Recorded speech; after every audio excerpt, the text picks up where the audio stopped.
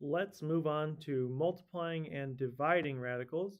Last time we looked at adding and subtracting, so now we'll multiply and divide. It can be helpful to first think about how it works to multiply regular expressions with variables. So for example, 3x times 5x, we multiply the coefficients. 3 times 5 is 15. And then we multiply the variables. X times x is x squared. Okay? If we have multiple variables going on, everything still gets multiplied together.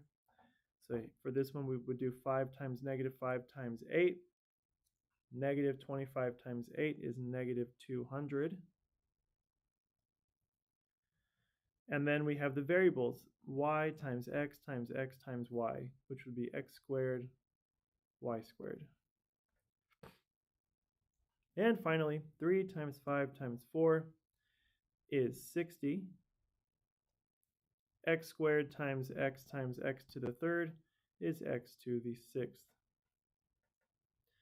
Okay, so just keep in mind how we multiplied those. Typically, we multiply the coefficients and multiply the variables. So when we multiply radicals, we're going to multiply the insides together and the outsides together. Okay, so for 2 square root of 5 times 3 square root of 4, we're going to do 2 times 3, which is 6.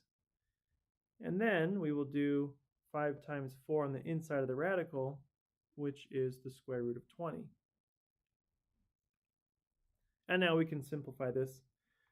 20 is 4 times 5. The square root of 4 is 2. So 2 times 6 is 12. We have 12 square root of 5. For example B, remember, if there's no number out front, it's a 1. So 1 times 3 is 3. 12 times 3 is 36 for the inside of the radical.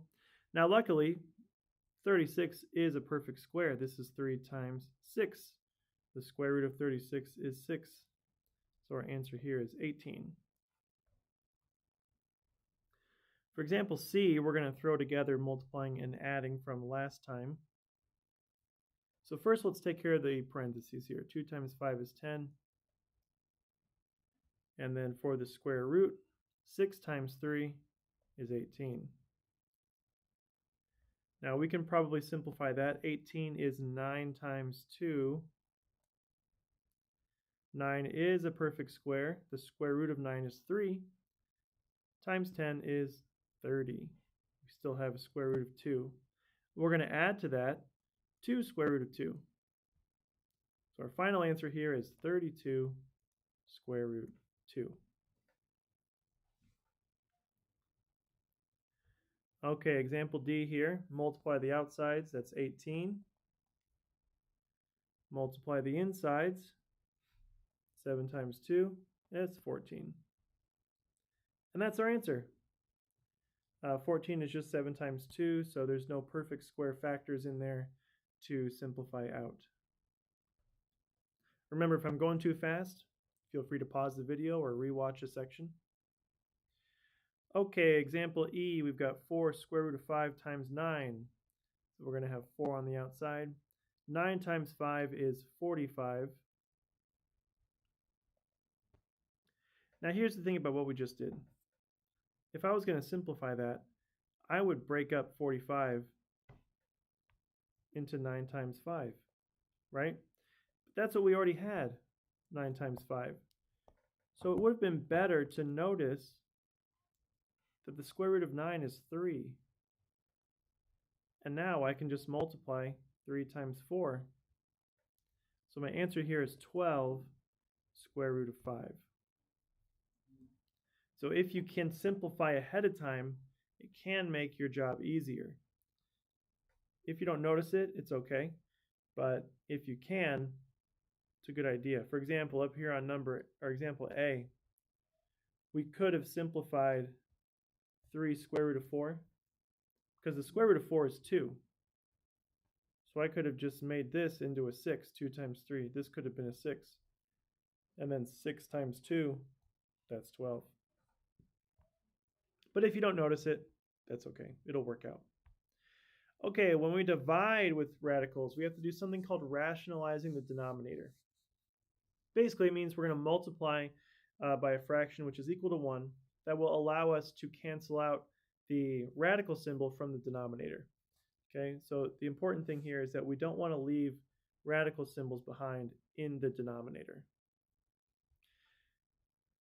This can help.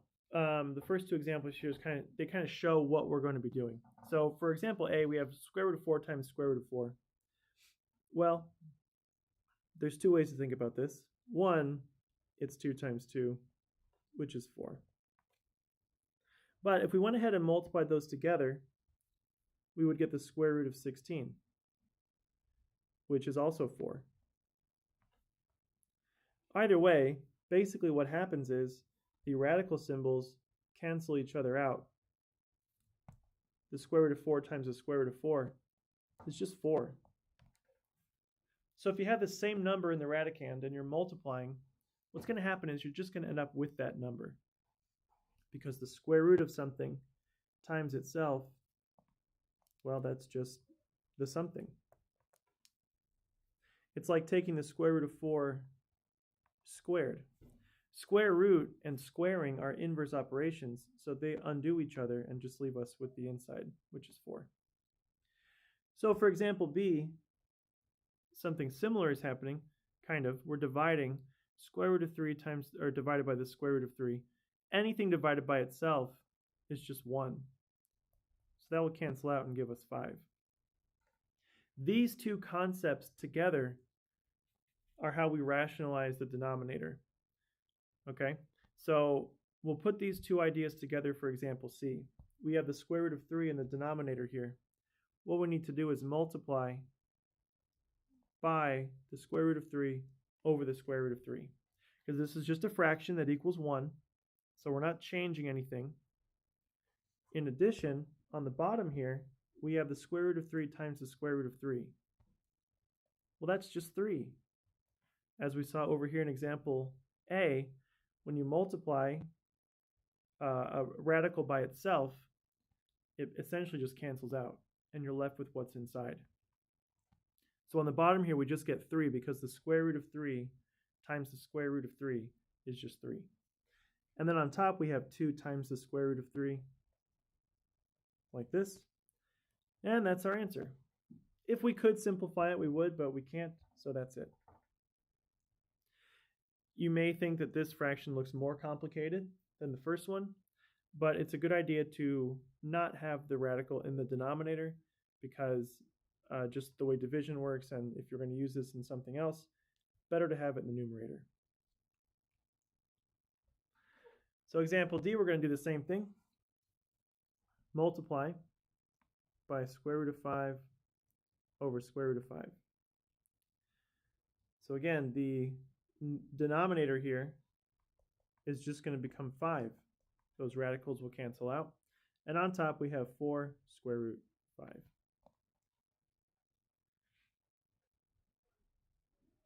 Example E is a little different, but not too bad. We're still going to do the same thing. Multiply by square root of 2 over square root of 2. On the bottom, we just get 2. And on the top, we get the square root of 10. Right, 5 times 2 is 10. Double check, think to yourself, does 10 have any perfect square factors other than 1? So 4, 9, no it doesn't, so this is it. And example F, multiply by the square root of 3 over the square root of 3.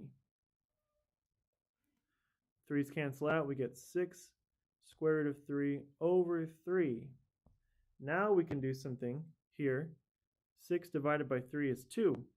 So this final answer is 2 square root of 3. We were able to completely cancel the denominator out on that problem because 6 happened to be divisible by the denominator, so it canceled out. So to rationalize your denominator, get rid of the radical from it, multiply by a fraction equal to 1. So that denominator radical over itself, and that will allow you to cancel out that radical and simplify if possible.